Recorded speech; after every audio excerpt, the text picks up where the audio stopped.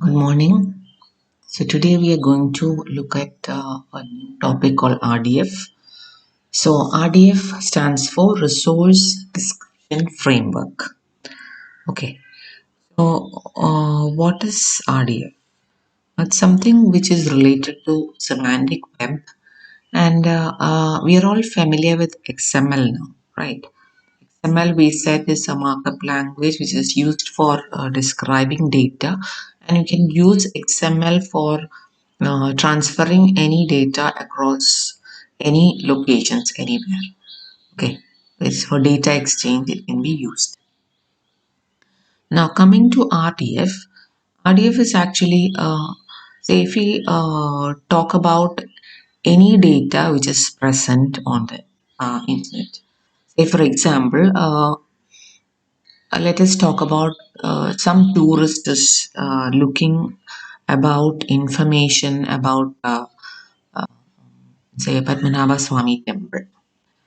They Google it, search, find the website and go to it, and they want to visit Padmanabha Swami temple, and they look at, and maybe on the website they have information given about some hotels near this temple, or maybe tourist information centers or whatever. So all those informations are generally given on a website, timings for visit and so on.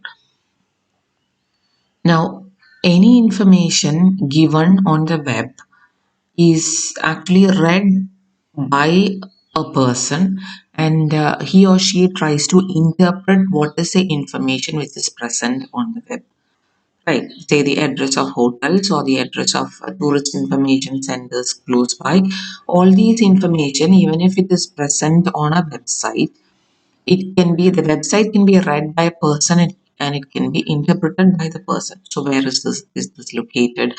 Is there or maybe on Google Maps also we can do searches and so on. But if you look at the web itself, not the map part, the web itself, if you look at the web, so there is a lot of information on the web, and the person has to go to the web or the website or the web page and actually read the information, interpret it, and then take action, right? But suppose it is possible for a machine itself to read this information present. Say Google search, actually we do a limited amount of this activity, that is we can search what is present on web pages.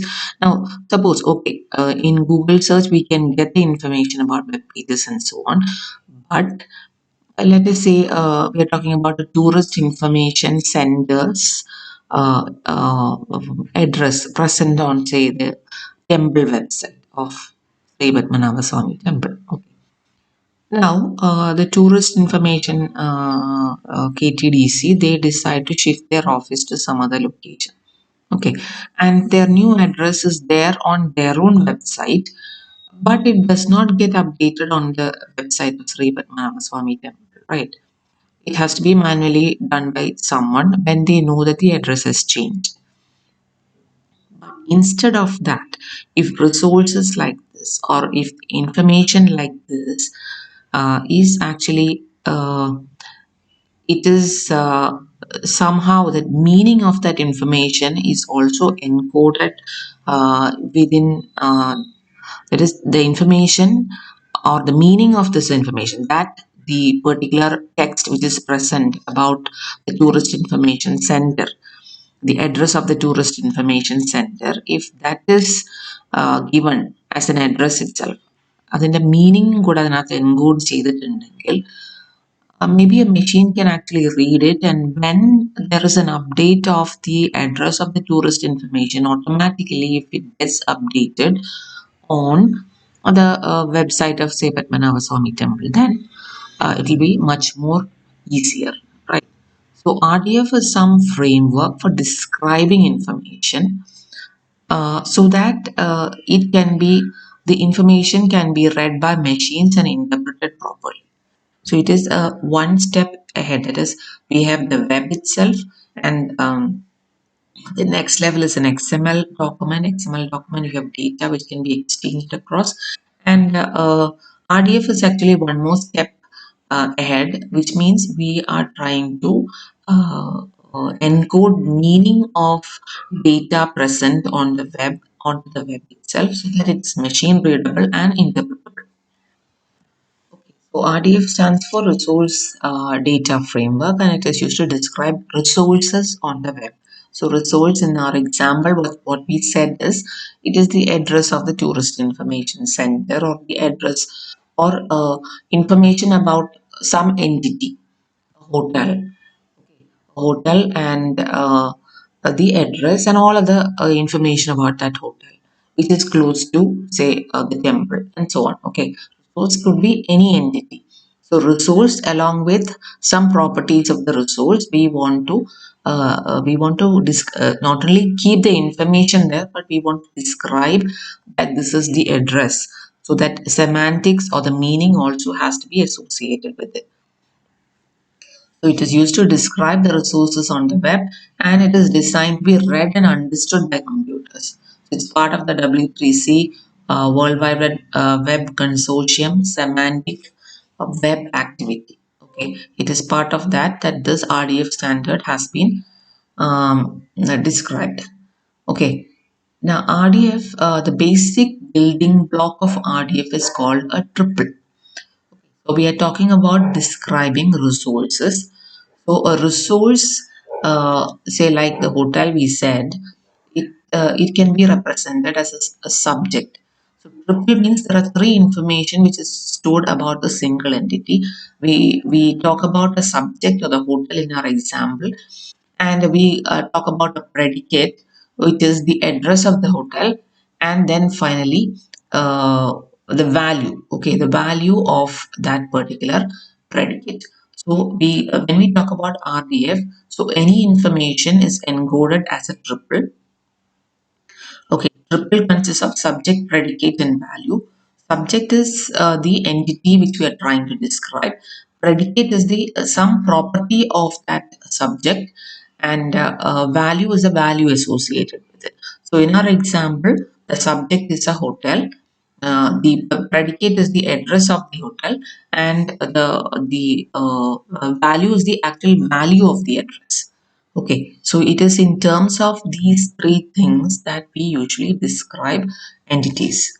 Okay, okay, say for example, a Shakespeare is a subject or a person, and wrote is a predicate. So, what did he write? King Lear. That is a value associated with what he wrote. Okay, so it is in terms of these triples that we describe data. Anne Hathaway is a person, predicate is married to Shakespeare. Similarly, you have Stratford is in England. Stratford is a place which is in which country? England. So it is in terms of these that we describe it. Okay.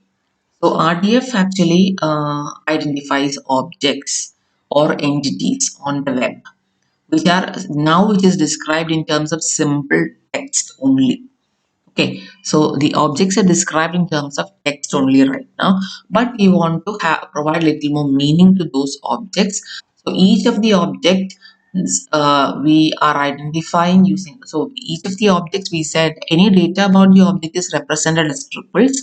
Okay, triples consist of subject, predicate, and value, and each of these subjects or each of these entities. We not to confuse with object in this particular slide.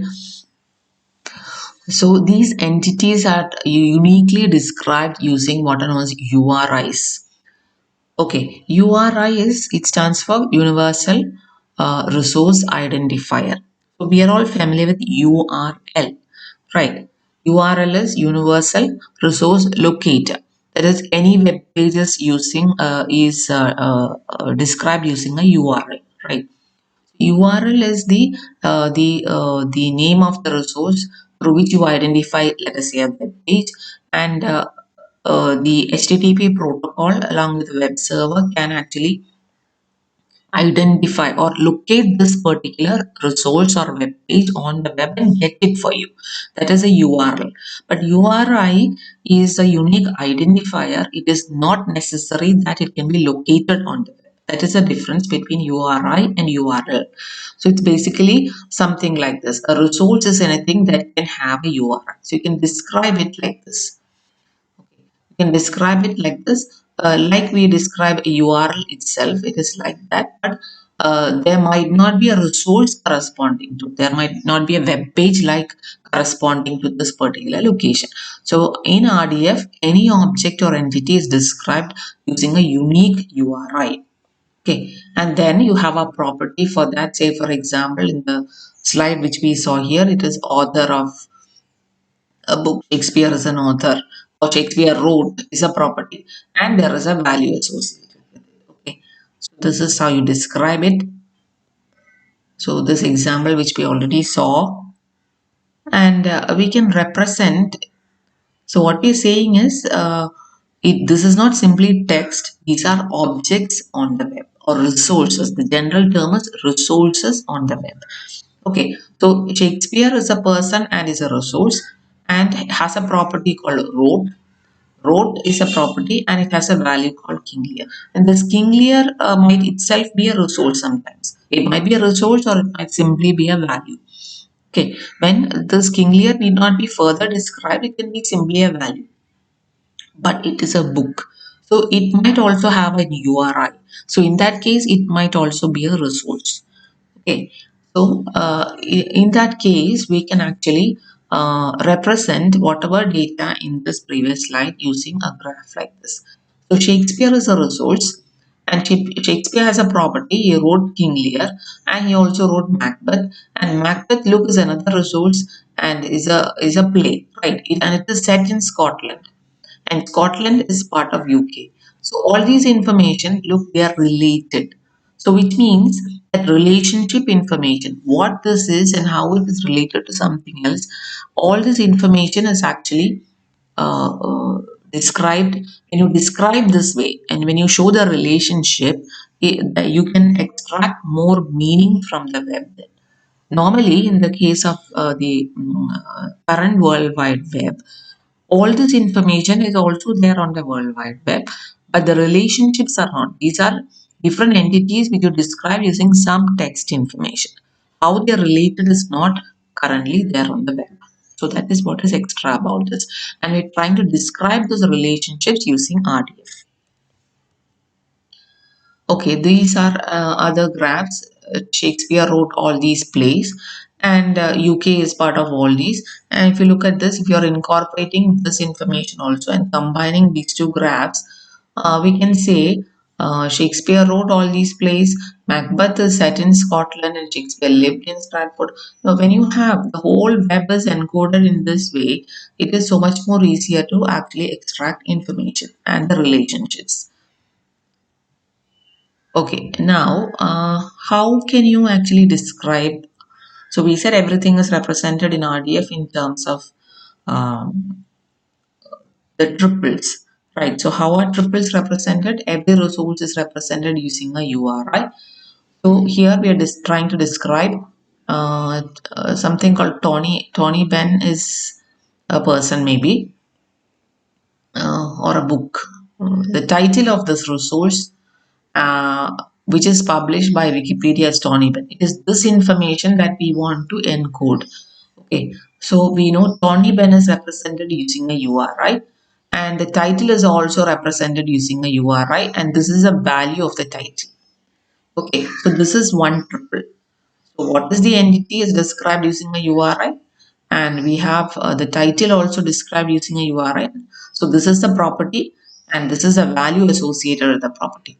Similarly, the same resource is described using the same URI here. So Tony Benn, the publisher, is another property. Publisher is Wikipedia. So you have two pairs of triples given here, and the information it is trying to convey is that the title of this resource and which is published by Wikipedia is Tony Benn. Okay, so this information is being encoded.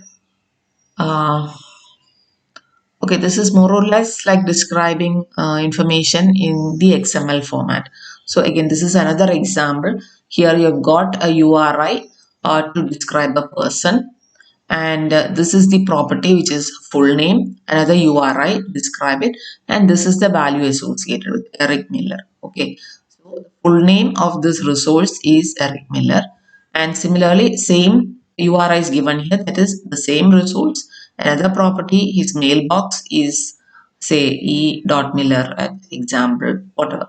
Okay, similarly, the same person has another property called title, which is doctor. Same person, another property, no, the property is the type of the resource is actually person type. Okay, so this is how triples are represented. And how can you actually, so we said any resource can be described using triples. Now, how do you actually represent it on the web? It is using our XML notation. So we have come across XML earlier also. So XML notation for this is, again, every entity has to be described using a URI. Okay, and the properties also have to be described, right? So in an XML file, we know the version and encoding has to be given. Now this second line is actually for describing what are known as namespaces. So this XMLNS. XMLNS actually stands for what are the namespaces associated with it. In C++ also we might have come across namespaces. So why do we have a namespace? Because we might use the same variable, uh, the same name, not as a variable name or as a name inside a single document at multiple locations. So we are all familiar when we write C program for I is equal to that I is equal to 0 to I less than or equal to n. That sort of coding we always do. And if the same I is uses multiple locations, what happens? It might create errors, right? So similarly, the same name, if it is used at multiple locations, it might create a problem, and that is why we have namespaces. So within a namespace, if you use an I, it is uniquely defined. And if you want to use I at different location, then you define a different namespace. That is a concept of namespace that is also there in C++ language also. The same concept is used here. Okay, so XML, so this is for describing. So contact is a namespace. XML NS contact, which means contact is a namespace, Eric is a namespace, and RDF is a namespace. So within that, so RDF, within RDF, you are writing RDF, which means this RDF is defined within this particular namespace. Okay, now RDF has a description. So what are we describing? It is about some resource, and that resource, as we said earlier, is identified using a URI. Okay, so what is the resource we are trying to describe? This is the entity, and this is a property associated with it. The property which we saw here is we were describing full name, mailbox, title, and what is the type.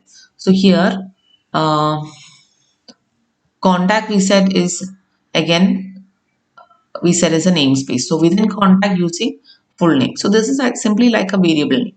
Okay. So full name, what is the, for this particular property, this is the value associated with it. Similarly, again, you are trying to describe this particular resource and what is a mailbox associated with it. So you've got, this is a mailbox is a property and this is a value associated. And similarly, we do for all others. Okay. So to sum up, actually RDF, we saw RDF stands for Resource Data Framework, and it is used to describe resources on the web so that computers can actually read and understand and interpret the resources which are there on the web. Okay, so that is the aim. And for any resource, it is described using a triple. The resource name, the property, and the value are given. Those are the triples associated with it. And what when you describe resources like this, more meaning is encoded, and you can actually interpret the resources in a better way. That is what RDF is used for. And how do you describe it? It is using the triples like this. So every entity is identified using a URI. So URI name, or this is your subject, this is the property, and this is the uh, value associated with it. And that how you describe using an XML format is what this example describes. Okay, that is all we are learning about RDF.